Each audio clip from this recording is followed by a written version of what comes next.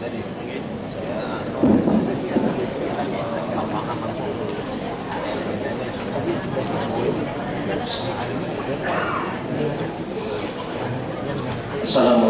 warahmatullahi wabarakatuh.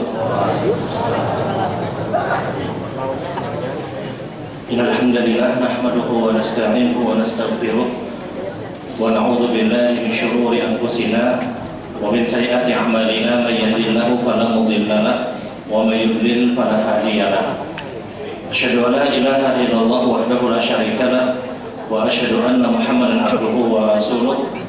Allahumma salli ala Muhammad wa ala ali Muhammad kama sallaita ala Ibrahim wa ala ali Ibrahim innaka Hamidum Majid.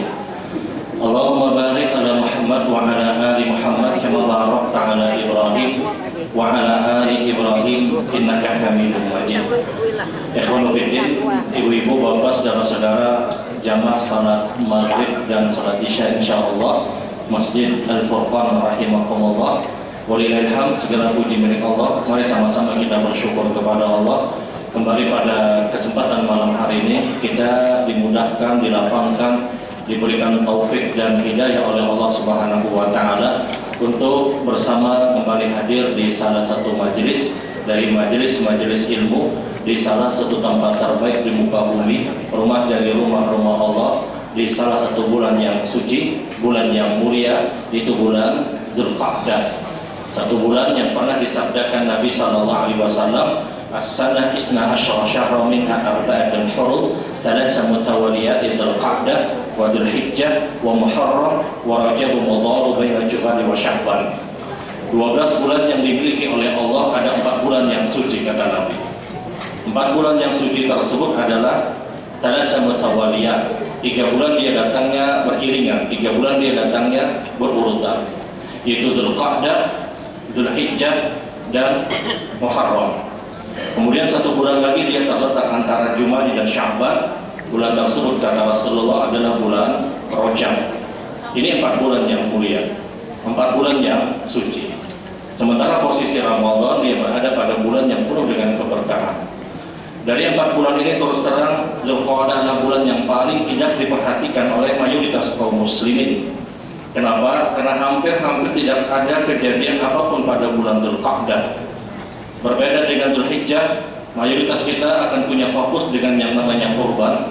Mayoritas kita akan punya fokus dengan yang namanya haji. Di bulan Dzulhijjah ada puasa Arafah. Di bulan Dzulhijjah terjadi pelaksanaan sholat hari raya Idul Adha. Muharram jelas ini bulan yang sangat masyhur di tengah-tengah kaum muslimin. Bulan yang disebutkan oleh banyak hadis Nabi SAW mempunyai kemuliaan dan keutamaan. Bulan yang juga di dalamnya ada puasa Asyura, puasa 10 Muharram. Rajab pun juga adalah bulan yang sangat masyhur di tengah-tengah kaum muslimin. Banyak kejadian yang terjadi pada bulan Rajab. Sementara Dzulqa'dah hampir tidak ditemukan kejadian apa yang terjadi pada bulan Dzulqa'dah. Maka lewatlah Dzulqa'dah sebagaimana bulan yang biasa. Terlewatkanlah bulan Dzulqa'dah sebagaimana terlewatkannya pada bulan-bulan yang dianggap itu biasa. Padahal Dzulqa'dah dia punya standar sama dengan Dzulhijjah, Muharram ataupun Rajab. Maka mulailah Dzulqa'dah dianaktirikan oleh sebahagian kaum muslimin. Mulailah lewat 24 jam Dzulqa'dah sebagaimana 24 jam hari-hari biasa. Padahal dia punya kemuliaan, dia punya keistimewaan. Yang ibadah pada bulan Dzulqa'dah itu pahalanya berbeda dengan ibadah yang terjadi pada bulan Safar. Baca Quran yang terjadi pada bulan Dzulqa'dah, kualitas pahalanya berbeda dengan baca Quran yang sama yang terjadi pada Rabiul Awwal, Rabiul Tsani. Sedekah infak yang dikeluarkan pada bulan Dzulqa'dah, kualitas pahalanya berbeda dengan sedekah infak yang dikeluarkan pada Jumadil Awal, Jumadil Tsani. Ketaatan yang dibangun pada bulan Dzulqa'dah, pahalanya berbeda dengan pahala dengan ibadah yang sama yang terjadi pada Sya'ban ataupun Syawal. Karena Dzulqa'dah adalah bulan yang suci. Maka lahirlah hadis Nabi SAW yang diriwayatkan oleh Imam Bukhari dan Imam Muslim, yang Nabi SAW pernah mengingatkan kepada kita semua, al-ibadatu fil hijr kahijratun ilayya. Beribadah di masa, di waktu, di hari-hari yang orang banyak melalaikannya, padahal dia adalah hari-hari terbaik.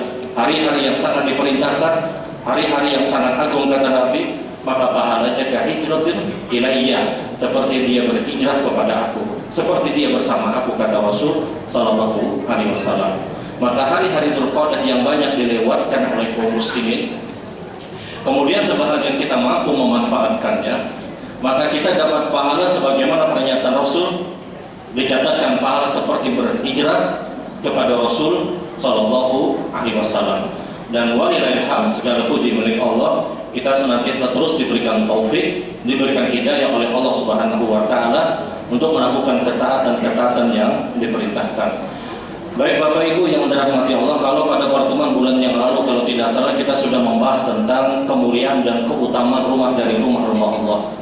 Kemuliaan dan keutamaan dari rumah-rumah Allah Subhanahu wa taala.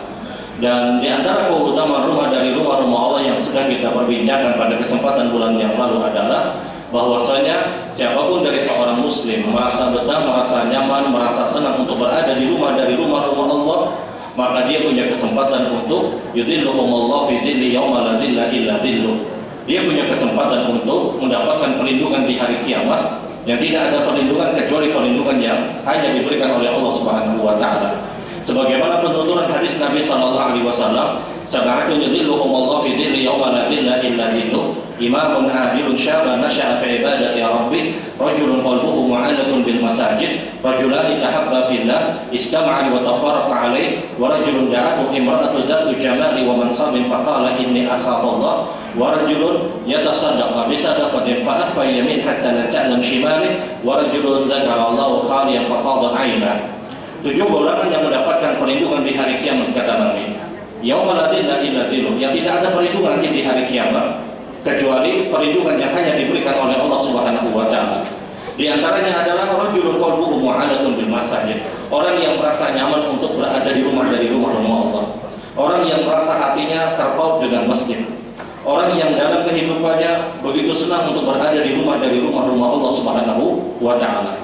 Maka siapapun dari kita punya merasa nyaman untuk pergi ke masjid.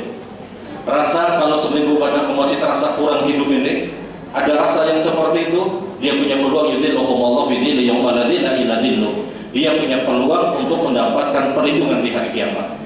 Yang tidak ada perlindungan kecuali perlindungan yang diberikan oleh Allah Subhanahu wa taala. Dan ini menunjukkan kemuliaan dan keistimewaan rumah dari rumah-rumah Allah Subhanahu wa taala. Kalau kita merasa betah di rumah kita itu biasa. Merasa betah mungkin di hotel bintang 5 di kamar yang sangat-sangat luas yang nyaman itu biasa. Tidak ada pernyataan Nabi yudhilluhumullahu fi dhilli yauma la dhilla illa dhilluh. Tidak ada perlindungan dari perlindungan yang di hari kiamat yang diberikan oleh Allah. Yang diberikan oleh Allah adalah orang yang merasa nyaman berada di rumah Allah Subhanahu wa taala. Dan siapapun sekali lagi dari kita punya rasa, punya perasaan nyaman untuk berada di rumah dari rumah-rumah Allah, maka dia punya peluang yudhilluhumullahu fi dhilli yauma la dhilla illa dhilluh. Dia punya peluang untuk mendapatkan perlindungan di hari kiamat. Kemudian di antara keistimewaan yang lain, orang yang berada di rumah dari rumah-rumah Allah, dia akan sangat-sangat mudah untuk mendapatkan doa-doa dari para malaikat Allah Subhanahu wa taala. Di detik ketika kita masuk ke masjid, masuk ke rumah dari rumah-rumah Allah, kita baca Allahumma ftah li abwaaba rahmatik, ya Allah bukakanlah pintu-pintu rahmat-Mu untukku. Maka mengalirlah doa para malaikat, Allahumma firlahu, Allahumma arhamhu, Allahumma tub alaih. Ya Allah ampuni orang ini, ya Allah rahmati orang ini, ya Allah berikan pintu taubat untuk orang ini. Dan kita tahu bagaimana kualitas doa para malaikat, makhluk yang tidak pernah tersentuh dosa dan kesalahan, makhluk yang dari awal penciptaannya kerjanya hanya ibadah. Ada malaikat-malaikat yang diciptakan oleh Allah dari awal penciptaannya kerjanya hanya rukuk. Sebagaimana hadis Nabi SAW, wafihim kata Nabi, dan ada sebahagian malaikat yang dari awal penciptaannya kerjanya hanya sujud. Ada dari malaikat-malaikat yang diciptakan oleh Allah dari awal penciptaannya dia terus memuji Allah Subhanahu wa taala. Dan kita tahu bagaimana dahsyat dan banyaknya jumlah para malaikat Allah Subhanahu wa taala. Tidak bisa untuk dihitung dan tidak bisa untuk diprediksi berapa jumlah para malaikat. Berbeda dengan manusia, orang bisa memprediksi jumlah penduduk bumi sekian.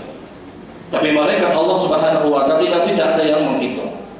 Satu contoh sebagaimana yang pernah dinyatakan Nabi SAW dalam riwayat Imam Al-Bukhari.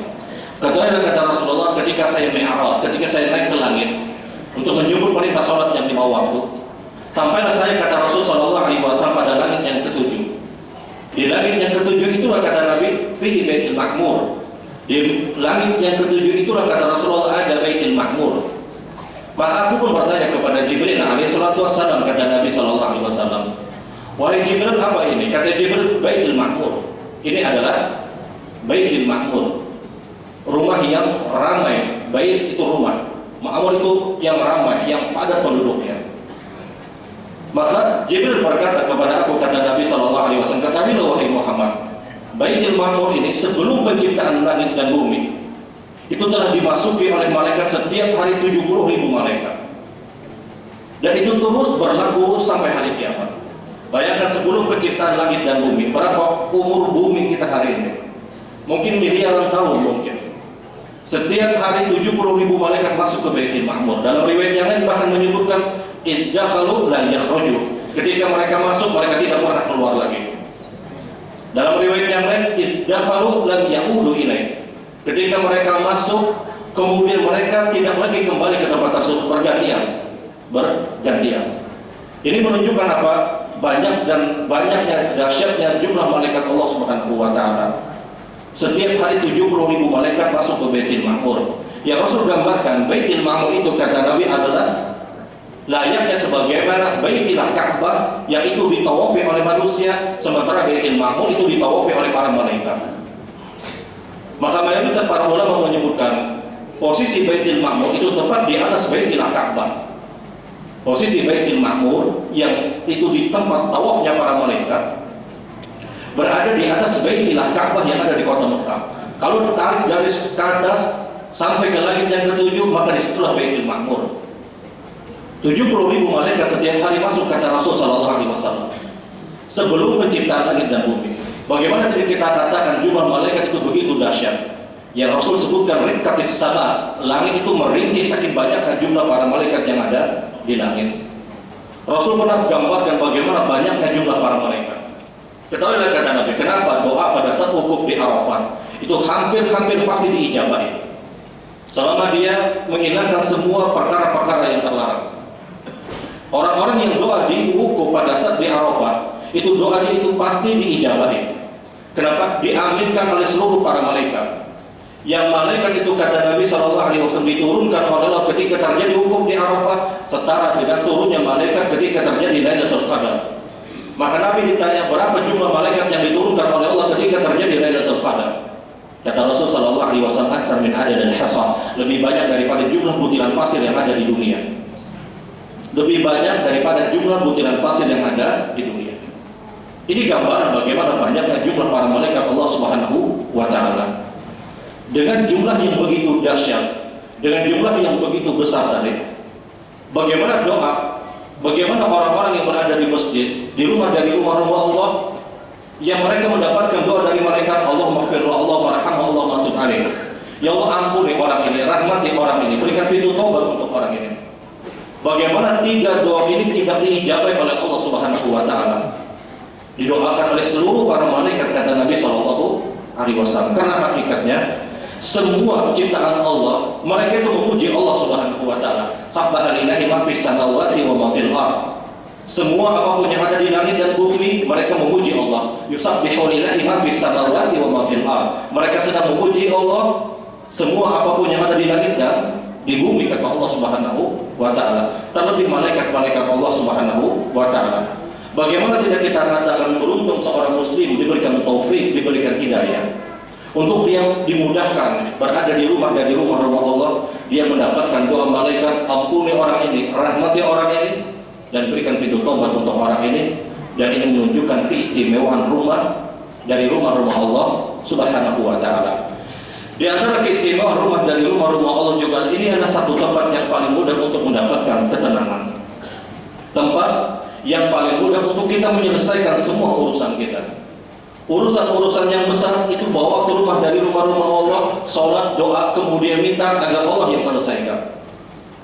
Sebagaimana yang sudah kita sampaikan pada pertemuan yang lalu, Bagaimana seorang Ummu Kulsum radhiyallahu ta'ala anha ketika harus mendapatkan kenyataan pahit Abdurrahman bin Auf dalam keadaan pingsan dan tidak terbangun dari pingsannya selama 3 hari. Seluruh atibah, seluruh tabib menyatakan kami tidak mampu membangunkan pingsannya Abdurrahman bin Auf. Ummu Kulsum teringat hadis Nabi SAW, "Idza hazabal amru shalla rak'atain." Kalau kalian punya problem, kalian punya masalah, kata Nabi, kalian sholat 2 rakaat. Minta kepada Allah Subhanahu wa taala. Maka pergilah Ummu Kulsum ke Masjid Nabawi. Kemudian sholatlah Ummu Kulsum di dalam Masjid Nabawi. Kemudian berdoa beliau dengan doa yang sangat panjang. Selesai beliau sholat, selesai beliau berada di rumah dari rumah-rumah Allah, menumpahkan segala urusan dan segala permasalahan beliau. Beliau pulang ke rumah, dan tepat ketika beliau pulang ke rumah, beliau mendapatkan Abdurrahman bin Auf telah bangun dari pingsannya. Ini menunjukkan apa? Rumah Allah, tempat yang paling mudah untuk kita juga meminta pertolongan. Benar, memang kita harus minta pertolongan antar manusia. Ini adalah usaha dunia kita. Tapi jangan pernah melupakan Allah Subhanahu wa ta'ala. Begitupun juga yang terjadi pada seorang Ali bin Abi Thalib, sebagaimana yang sering menyapa pendengaran kita. Ceramah tausiah yang berkaitan dengan rumah tangga Ali bin Abi Thalib yang diguncang begitu berat.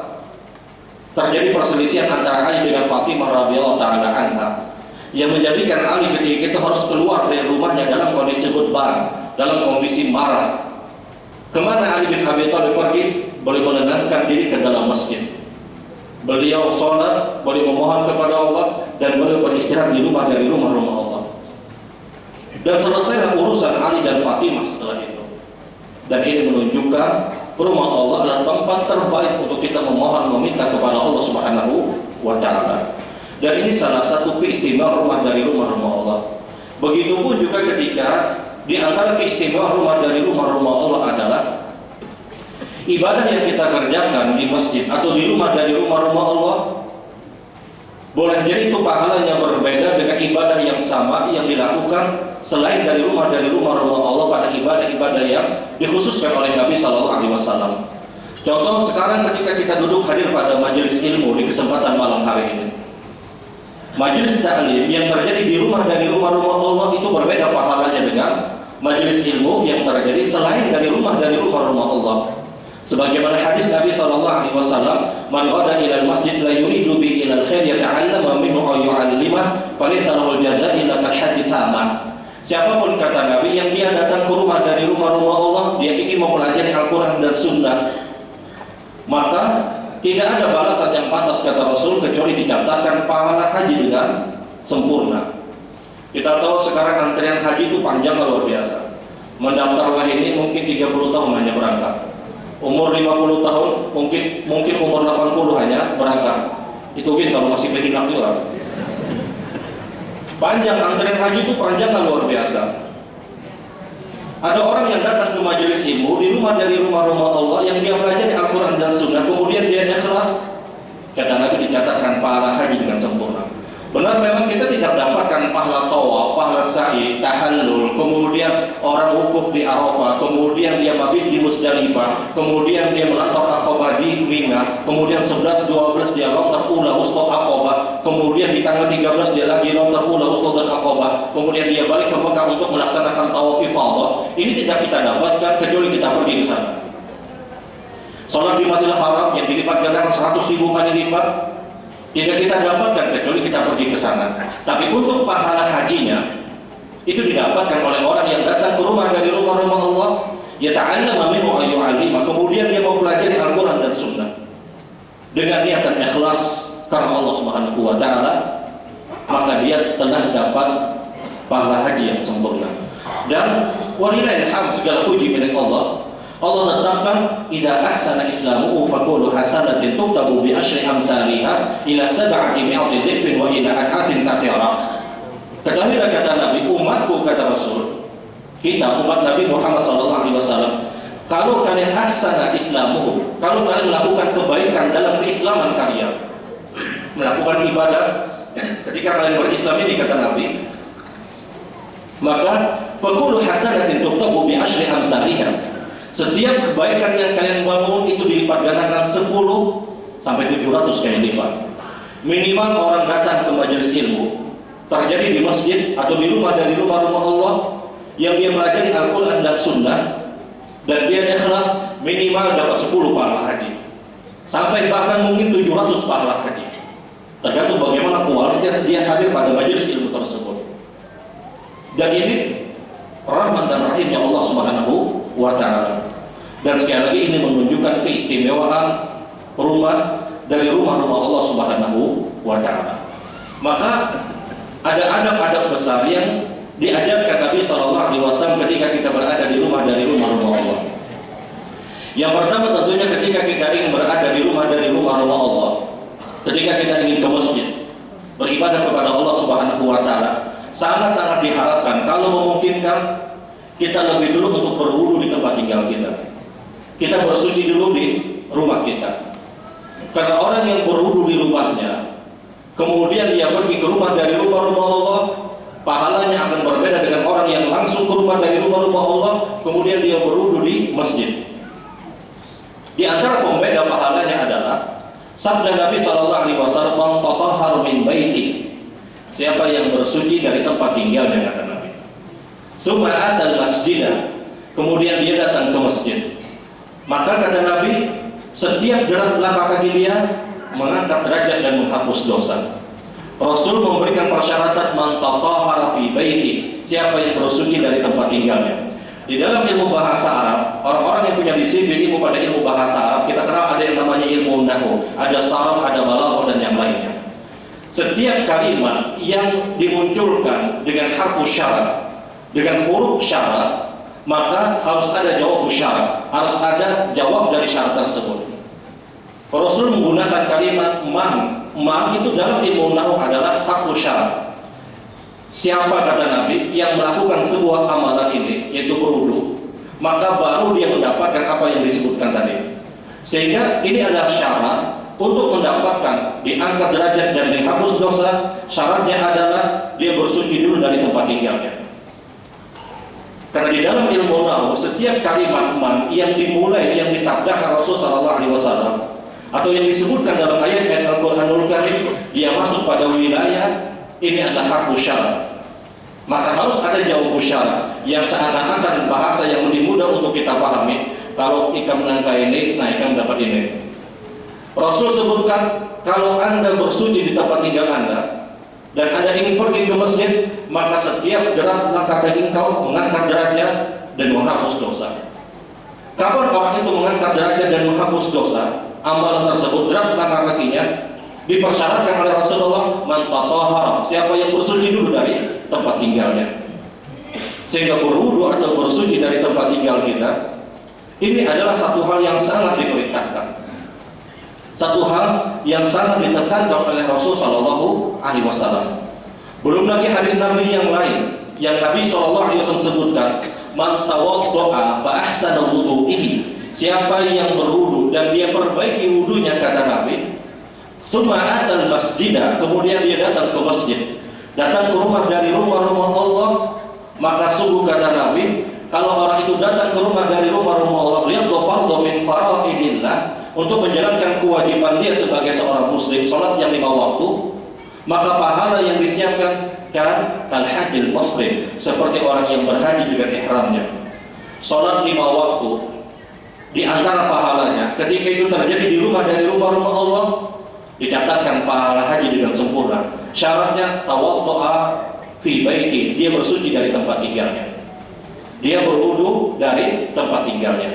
Kalau orang sudah berwudu dari tempat tinggalnya, kalau Allah ternyata batal di tengah jalan, kalau usah pulang ke rumah, apalagi ke rumah orang, langsung saja ke masjid, kemudian dia berwudu di masjid. Karena selama dia sudah bersuci dari tempat tinggalnya, dia sudah mencukupkan syarat. Dia sudah mencukupkan syarat. Dan ini selaras dengan ketika Nabi SAW bersabda pada keistimewaan Masjid Quba. Di antara kemuliaan Masjid Quba adalah orang yang sholat 2 rakaat di Masjid Quba dicatatkan umrah yang sempurna. Maka Nabi SAW bersabda, man tatahhara, siapa yang bersuci dari tempat tinggalnya, tsumma ada Masjid Quba, kemudian dia mendatangi Masjid Quba, raqiban aw masyian, baik dia berjalan ataupun berkendaraan, Wasallar rakaatain, kemudian dia salat 2 rakaat, maka dicatatkan pahala umrah yang sempurna. Syaratnya dia bersuci dulu dari tempat tinggalnya. Orang-orang yang datang ke Kuba, tahu-tahu misalnya dia tidak bersuci dari tempat tinggalnya, dia berwudu di Kuba tersebut, apakah dia mendapatkan sebagaimana yang dinyatakan Rasul? Mohon maaf, zahir hadis mempersyaratkan dia bersuci dari tempat tinggalnya. Dia bersuci di hotel, dia bersuci di tempat di kamarnya misalnya, kemudian dia pergi ke Kuba. Dan ini pendalilan yang sangat jelas bahwasanya diharapkan ketika kita ingin ke masjid, ke rumah dari rumah-rumah Allah, berwudu atau bersuci dulu, karena itu mendatangkan pahala yang besar. Bayangkan kata Nabi, kalau ada orang yang berwudu dengan wudu yang baik, siapa yang berwudu kata Nabi, dan dia sempurnakan wudunya, sumahatal masjidah, kemudian dia mendatangi masjid untuk menjalankan kewajiban dia sebagai seorang muslim, dicatatkan pahala seperti pahala haji dengan ihramnya. Zahir hadis menyebutkan bahwasanya dia diharapkan bersuci dulu dari tempat tinggalnya untuk mendapatkan keutamaan tadi. Dan paling tidak ada 2 manfaat besar orang yang bersuci dari tempat tinggalnya. Yang pertama, dia meraup banyak keutamaan dari hadis Rasul. Yang kedua, masjid karena tapi larang bayar banyak. Wudu datang di masjid, jebol larang. Paling tidak dia mendapatkan 2 keutamaan tadi. Dia dapatkan semua keutamaan hadis-hadis Nabi SAW. Ya kalau dia batal ya sudah, selama dia sudah bersuci dari tempat tinggalnya. Sehingga istilah tawaddu'a wa tatahhara, dia bersuci, dia berwudu, itu sangat ditekankan ketika kita akan ke rumah dari rumah-rumah Allah Subhanahu wa taala. Ketika kita akan melaksanakan salat yang 5 waktu. Ketika kita akan berada di rumah dari rumah-rumah Allah Subhanahu wa taala. Dan ini di antara adab besar, adab yang tidak boleh terlewatkan oleh kaum muslimin ketika dia ingin menuju rumah dari rumah-rumah Allah Subhanahu wa taala.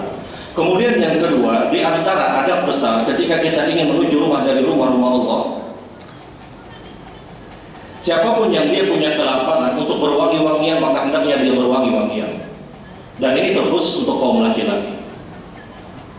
Rasul SAW itu punya kebiasaan setiap beliau akan sholat beliau menggunakan wewangian. Dan wewangian yang paling dicintai Nabi adalah wewangian yang berbau kasturi.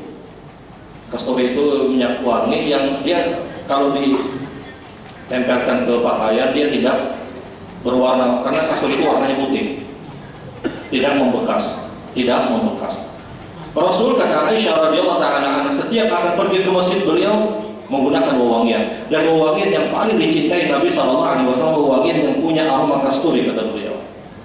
Dan ini dalil bahwasanya ketika orang datang ke rumah dari rumah-rumah Allah, paling tidak dia membersihkan dirinya. Ketika dia menggunakan wewangian, maka dia mendapatkan pahala sunnah. Karena biar bagaimanapun, ketika khudhu zinatakum inda kulli masjid, ambil pakaian kalian, ambil perhiasan kalian kata Allah yang terbaik ketika kalian berada di rumah dari rumah-rumah Allah Subhanahu wa taala. Dan termasuk di dalamnya orang yang punya wewangian, ya sudah dia berwangi-wangi. Dan sekali lagi ini khusus untuk laki-laki. Jadi menyambar minyak harum itu pada 6 tahun sekali, Pak. Hari Raya Idul Fitri, Hari Raya Idul Adha hanya semprotan mana misalnya. Menyambar minyak harum itu tidak hanya ketika kita mendatangi walimatul urus, tapi mendatangi rumah dari rumah-rumah Allah, ini perkara yang sangat diperintahkan, perkara yang sangat dianjurkan, supaya hisabnya gampang nanti di akhirat. Biar yang sudah tukar minyak harum yang larang bawa ke masjid, karena nanti ditanya di hari kiamat, semprot tangan, bawa ke rumah dari rumah-rumah Allah Subhanahu wa taala. Dan kita gunakan, dan itu pahala, menambah pahala. Dan sekali lagi mohon maaf, ini untuk kaum laki-laki. Perempuan hendaknya dia menghindari.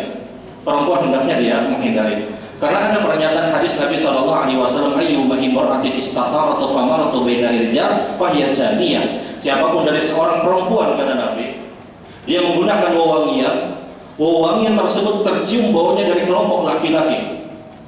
Ini bahasa hadis Nabi, fahiya zaniyah, itu seperti seorang penzina. Namun ulama berbeda pendapat, apakah yang dimaksud dengan kalimat fahiya zaniyah? Apakah yang dimaksud adalah benar-benar orang tersebut dicap sebagaimana pernyataan Rasul, atau istilah fahiya zaniyah adalah Wangian tersebut menimbulkan syahwat orang lain sehingga seakan-akan khawatir terjadi perzinahan. Wallahu a'lam, ini khilaf. Namun poinnya adalah ini terlarang bagi perempuan. Perempuan itu silakan menggunakan kosmetik yang cukup sekedar menghilangkan bau badannya. Jadi ibu-ibu mohon maaf, kadang kawajo, kadang kosmetik dalam artian seadanya aja, jingkar kau nang dihiga memang. Artinya dia menggunakan kosmetik yang hanya sekedar menghilangkan bau badannya. Jangan terlalu memandang hadis Nabi SAW sudah tinggalkan semuanya, tidak. Aisyah radhiyallahu taala anha, istri-istri Nabi SAW, mereka menggunakan kosmetik, namun itu hanya untuk menghilangkan bau badan mereka. Bukan mereka lepas semua, tidak. Mereka pun merawat tubuh-tubuh mereka. Jadi kaum perempuan yang dihindari adalah bau wangian yang dia tercium, baunya itu tercium sangat kuat.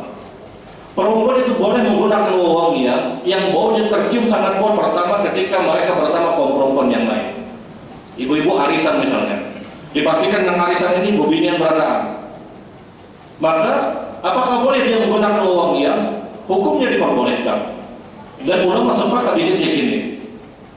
Kemudian kapan lagi seorang perempuan boleh menggunakan wangian? Ketika dia menggunakan wangian di hadapan orang-orang yang mahramnya dia, orang tuanya, mertuanya, kakaknya, adiknya, keponakannya, atau pamannya, atau bibinya, ini mahram. Saudaranya misalnya. Ulama sepakat juga di titik ini boleh perempuan menggunakan wangian. Yang paling dianjurkan perempuan menggunakan wangian adalah ketika dia bersama suaminya. Sementara lepas dari tiga kondisi ini, maka hendaknya perempuan menghindari wangian yang tercium kuat baunya. Tercium kuat itu maksudnya lewat bebinian, bau paling bulu lelakian, harumnya lah ya. Model yang seperti ini yang harus dihindari. Model yang seperti ini kita harus berhati-hati.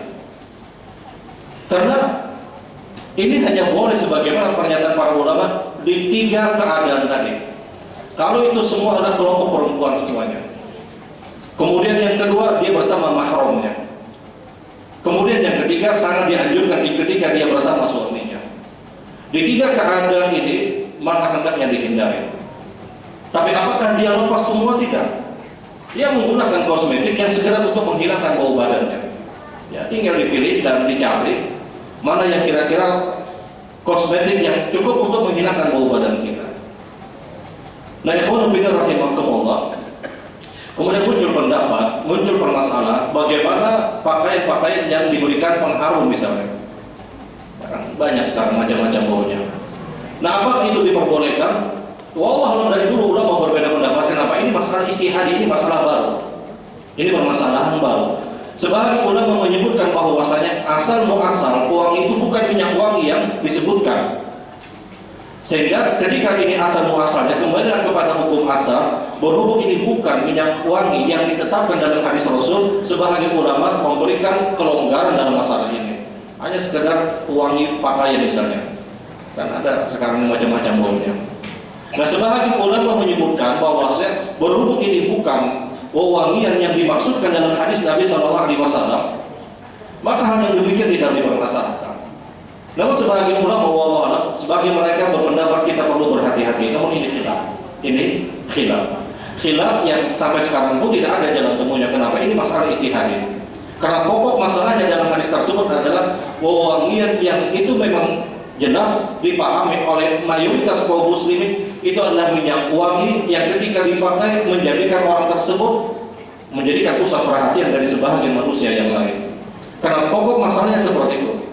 Hadisnya adalah istatarat itu dalam bahasa itu wewangian yang kuat. Toyir itu aslinya burung, toyir itu burung, cir itu adalah wewangian yang sangat kuat. Wewangian yang minyak harum apa yang miliar itu kan lebih kuat. Ini maksud pada kalimat istaqarra. Sehingga dipahami minyak wangi yang memang benar-benar kuat baunya dan dia menyita perhatian orang lain. Maka dari sini sebahagian ulama memberikan pelonggaran seorang yang menggunakan pewangi pakaian apakah masuk? Tidak, kata para ulama, karena dia tidak masuk pada hukum asal. Dia tidak masuk pada hukum asal. Wallahu a'lam, ini khilaf. Poinnya sekali lagi adalah bahwasanya laki-laki diharapkan dia menggunakan wangi ketika dia punya kelapangan. Tapi pilih minyak harum yang kira-kira secara umum nyaman aja. Jangan minyak harum yang bau nyong-nyong. Seorang aja kalau mencium, apalagi orang lain misalnya. Minyak harum yang kada terpakai misalnya. Yang kita tahu itu kita tidak senang dengan minyak wangi ini. Ya ada aja minyak wangi itu bau, ya apa ya lah. Pusing lah mencium. Ya dia hindari lah, yang normal aja, yang harus yang normal aja, yang tapi aneh-aneh hidup ini. Nah kemudian yang selanjutnya di antara adab dan sunnah ketika kita ingin menuju rumah dari rumah Allah, kita bicara adab besar adalah dia segera masuk ke dalam masjid untuk melaksanakan sholat sunnah tahiyatul masjid. Tahiyatul masjid ini sholat sunnah yang menyita perhatian para ulama. Kenapa ulama memberikan perhatian yang sangat kuat pada sholat sunnah tahiyatul masjid? Karena ini sholat sunnah yang dia menyita sabda Rasul lebih dari 70 periwayatan. Kumpulkan seluruh hadis-hadis yang bicara tahiyatul masjid itu sampai di angka lebih dari 70 periwayatan. Sholat sunnah tahiyatul masjid itu mengalahkan jumlah seluruh sholat sunnah yang lain kecuali sholat tahajud.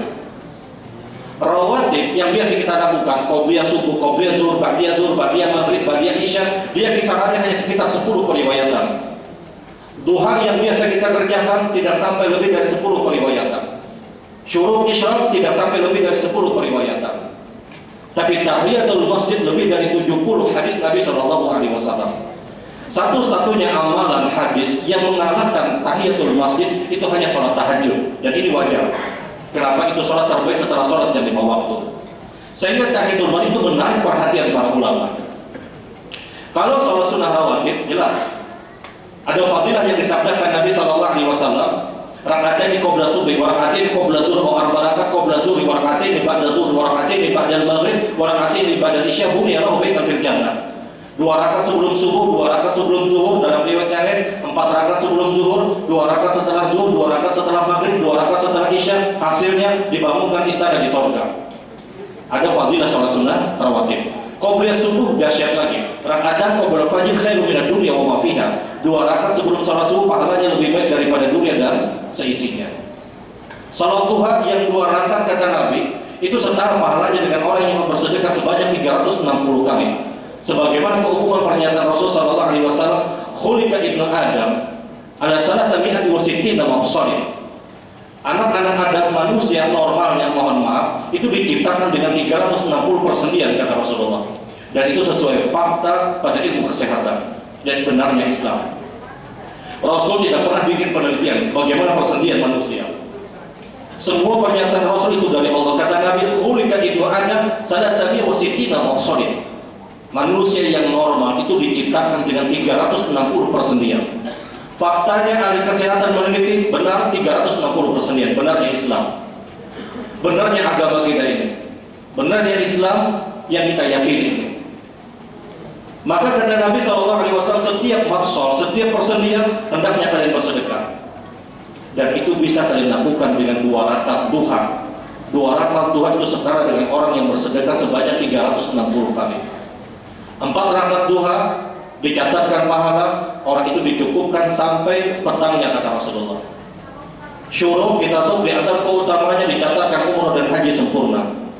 Semua hadis-hadis salat sunnah dia bicara keutamaan. Namun tahiyatul masjid tidak didapatkan. Rasul hanya perintahkan dakhalal masjid fasalla raka'atain. Engkau masuk masjid salat 2 rakaat. Rasulullah ketemu sahabat yang lain, idza dakhala ahadukumul masjid fala tajlis. Kalau engkau masuk masjid jangan duduk, salat 2 rakaat. Ketemu lagi dengan sahabat yang lain, kata Rasulullah, engkau masuk masjid salat 2 rakaat. Sampai sahabat yang mendengar hadis Rasulullah lebih dari 70 orang. Sampai muncul lebih dari 70 periwayatan Nabi senantiasa bersabda masuk masjid tahiyatul masjid. Ada apa dengan tahiyatul masjid? Dia tidak punya keistimewaan dan keutamaan sebagaimana duha, sebagaimana rawatib, sebagaimana syuruk, sebagaimana sholat sunnah yang lain. Mayoritas semua sholat sunnah dibeberkan oleh Nabi keutamaannya ini dan itu kata Rasulullah. Tapi tahiyatul masjid tidak dijelaskan oleh Rasul sallallahu alaihi wasallam, namun dia mencapai angka lebih dari 70 periwayatan yang dikenal oleh ilmu hadis mutawatir lafzan wa makna. Secara mutawatir lafaz dan makna itu hadis sahih. Itu tingkatan derajat tertinggi dalam hadis sahih adalah ketika hadis sampai pada derajat mutawatir. Derajat mutawatir itu syaratnya harus 20 riwayatan. Kurang dari 20 riwayat tidak disebutkan hadis mutawatir. Ini 70 periwayatan. Padahal tidak disebutkan apa keistimewaannya. Maka ini menarik perhatian para ulama. Kenapa sampai Nabi bersabda itu lebih dari 70 kali bicara tentang tahiyatul masjid. Sampai-sampai ada sahabat Nabi SAW, Sulaik al-Ghatafan. Di tengah-tengah Nabi berkhutbah pada hari Jumat, Sulaik al-Ghatafan berpikir sebagaimana pemikiran kita. Beliau ingin duduk langsung. Kenapa? Mendengarkan khutbah Jumat itu wajib. Sulaik al-Ghatafan itu akan duduk. Nabi berhenti dari khutbahnya. Rasulullah berkata kepada Sulaik, "Ya Sulaik, sholli rak'ataini khafifatain." Salat 2 rakaat yang ringan. Tahiyatul masjid dulu kata Rasulullah. Sudah masuk. Ya benar. Subhanallah wa bihamdika asyhadu an la ilaha illa anta astaghfiruka wa atubu ilaik. Assalamualaikum warahmatullahi wabarakatuh.